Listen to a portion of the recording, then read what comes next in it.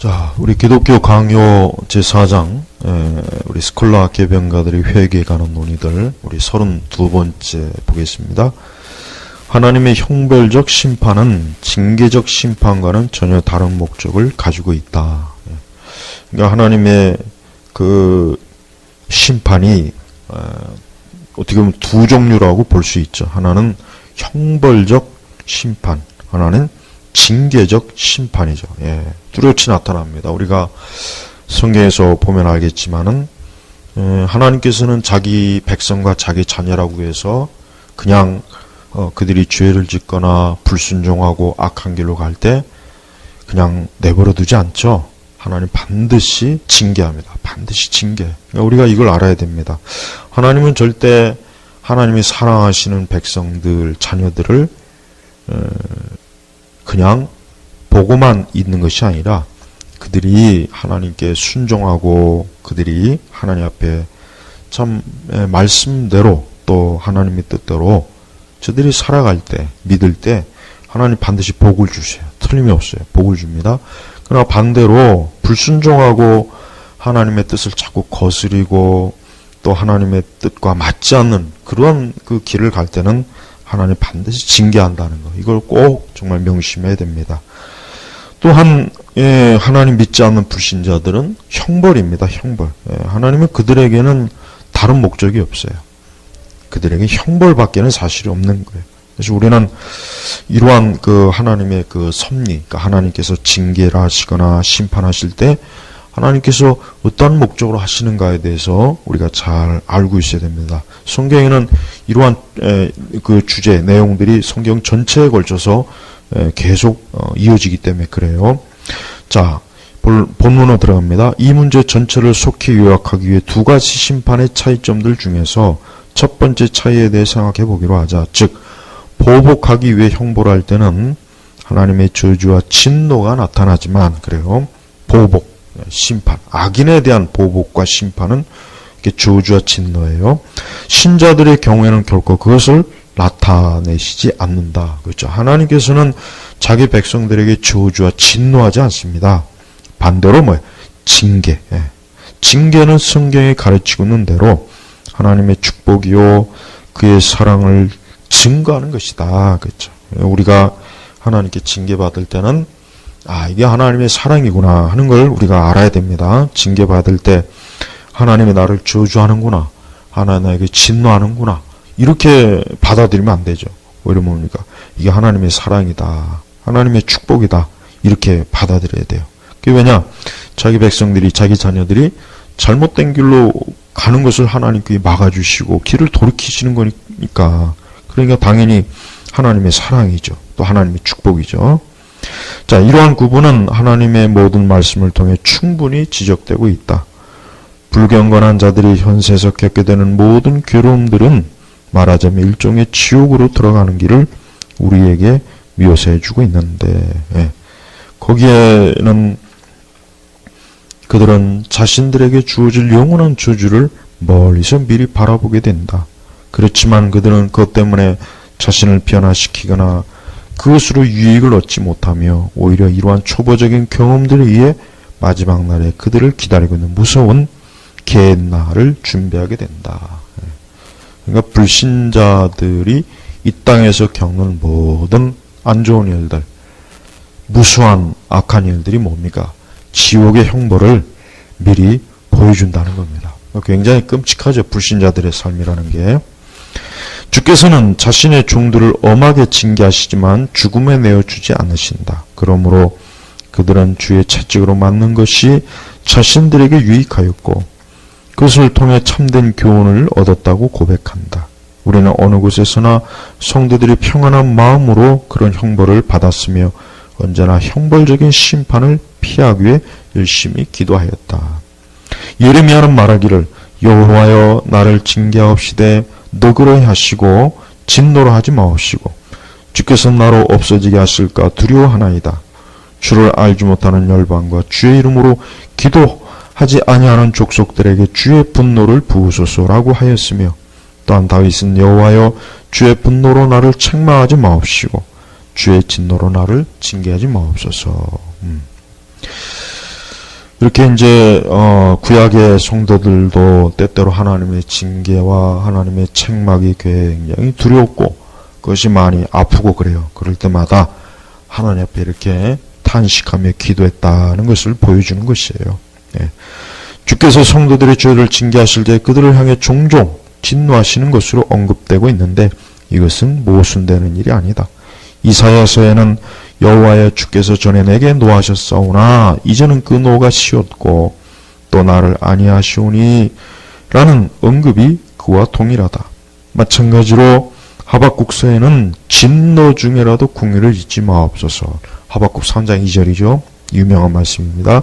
미가서에는 미가 7장 9절에 내가 여호와께 범죄했으니 그의 노를 당하려니와. 여기에서 그는 당연하게 벌을 받는 자는 큰 소리로 불평을 해도 아무런 소득이 없지만 신자들은 하나님의 목적을 생각함으로 슬픔에서 위로를 얻을 수 있다는 걸 가르치고 있다. 그러니까 때때로 우리가 하나님의 진노를 받게 될, 징계를 받게 될 때 하나님의 그 위로, 하나님의 위로를 또 구할 수가 있어요. 위로를 구하고 그 징계가 속히 지나서 이제는 하나님께서 우리에게 징계가 아니라 이제 하나님께서 긍휼과 자비와 은혜를 베풀어 주시기를 기도하는 거죠.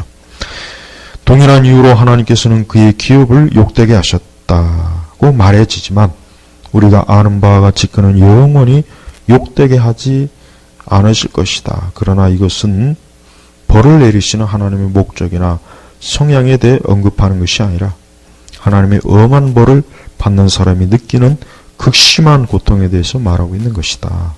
그럼에도 불구하고 그는 약간 가혹하게 그의 신자들을 찌르실 뿐만 아니라 종종 상처를 입히시기 때문에 그들 자신은 지옥의 저주에서 멀지 않다고 느낄 것이 정도가 된다. 그러니까 때때로 하나님의 이 징계가 굉장히 좀 엄할 때가 있어요. 엄하고 아프고 굉장히 괴로울 때가 있죠. 그럴 때가 있습니다. 하지만 우리는 그럴 때마다 하나님은 우리를 궁극적으로 사랑하신 분이다 하는 것을 꼭 잊지 마십시오. 그러면 절대 낙심하지 않아요. 낙심하거나 절망하지 않아요. 하나님의 그 징계가. 그래서 그들 자신의 악행들을 싫어하며 그의 노임을 달래기 위해 더욱 조심하게 되며 또한 간절히 서둘러 용서를 빌게 된다는 것을 증거하신다. 한편 하나님께서는 바로 이 사실에서 그의 진노보다는 그의 자비하심에 대해 더욱 분명하게 증거하신다. 하나님께서 우리의 신실한 솔로몬을 통해 우리와 맺으신 언약은 지금도 여전히 효력이 있다. 속일 수 없으신 분이 그 효력은 결코 헛되지 않을 것임을 선언하셨다. 만일 그 자손이 내 법을 버리고 내 규례대로 행치 아니하며 내 율례를 파하며 내 계명을 지키지 아니하면 내가 지팡이로 저희 번과를 다스리며 채찍으로 저희 죄악을 징책하리로다. 그러나 나의 인자함을 그에게서 다 거두지 아니하며. 하나님께서는 자기 백성 신명기에도 그랬고 우리가 이제 보면은 하나님께서는 분명히 자기 백성일지라도 하나님의 말씀에 불순종하고 하나님의 뜻에 합당하지 않으면 반드시 징계하고 채찍을 내리겠다. 그렇게 분명히 하나님이 선언했어요. 그러나 그들을 결코 버리거나 그들을 영원히 끊지는 않겠다 하는 또 참 자비로 약속도 해주셨습니다. 지금 그거를 지금 칼빈은 얘기하는 것입니다. 하나님께서는 그의 자비하심을 더욱 확실히 깨닫도록 하기 위해 솔로몬의 후손을 징계할 매는 사람이며 채찍은 사람의 아들들이 될 것이라고 말씀하신다. 하나님께서는 이런 구조들을 통해 온화하심과 부드러우심을 나타내시지만 동시에 그들을 대적하시는 하나님의 손길을 느끼는 자들은 극심하고 치명적인 두려움으로 당하지 않을 수 없다는 것을 암시해주고 있다. 때때로 우리가 이 하나님의 징계를 받을 때는 굉장히 두려워요. 두렵고 무섭고 죽을 것만 같고 하나님께서 영원히 나를 버리셨나 나를 떠나셨나 이런 게 있습니다. 그만큼 하나님께서 자기 백성들을 징계하실 때는 아주 분명히 하십니다. 느슨하지 않아요. 분명히 하셔요. 절대 하나님의 그 뜻을 벗어나면 안 되죠. 예.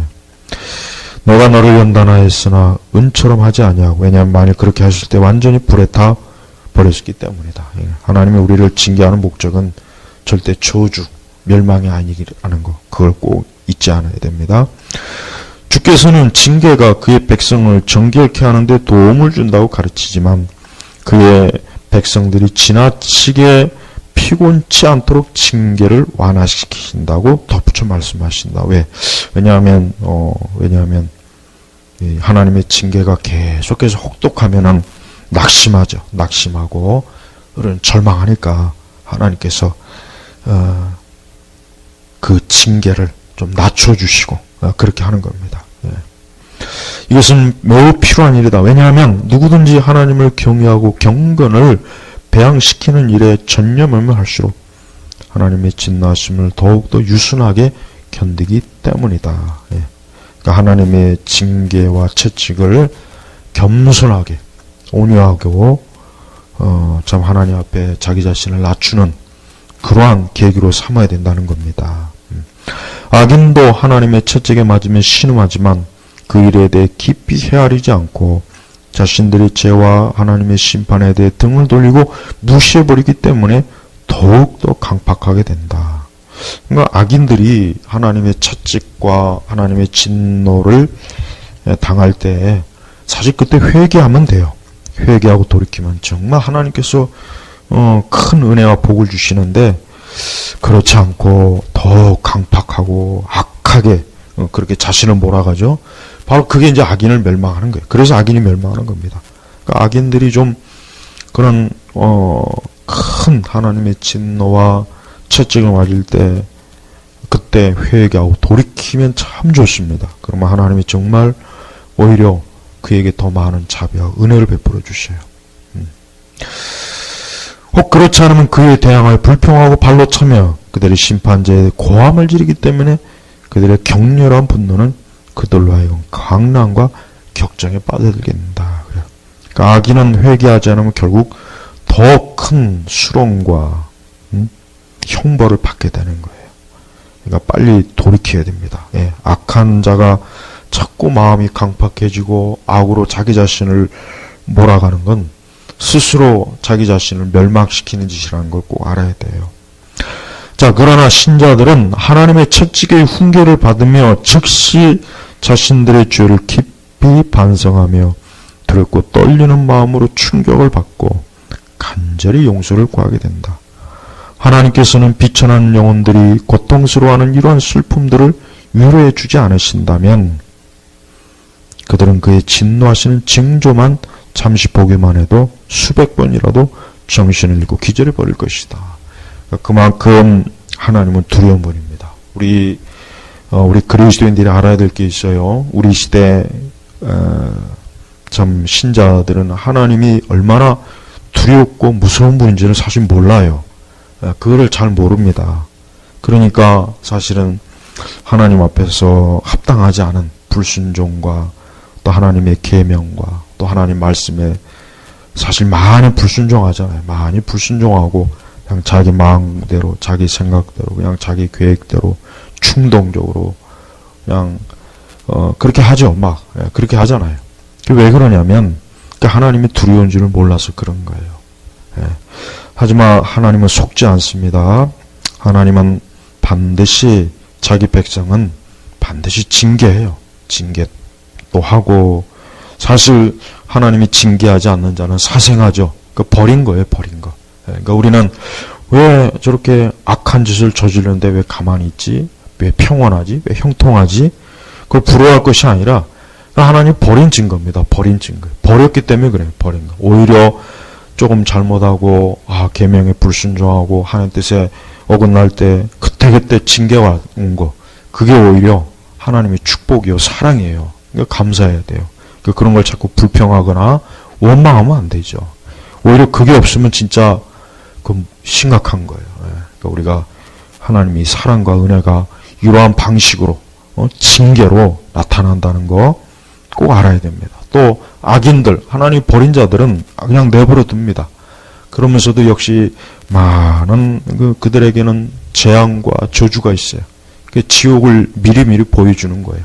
사실 그것도 하나님 궁극적으로 악인들이 빨리 돌아오고 회개하기를 원하는 거지, 사실은 참 악인이 멸망당한 걸 하나님 기뻐하지 않는다 그랬잖아요. 하나님이 얼마나 이 사랑이 많으시고 은혜가 많고 자비가 많으신지를 우리들은 정말 10,000,000분의 1도 모르는 것 같습니다. 그러니까 우리가 항상 하나님의 사랑과 은혜에 대해서 좀 많이 성경을 읽으면서 기도하면서 말씀을 들으면서 깨닫는 그런 귀한 은혜가 내리기를 주님의 이름으로 축복합니다.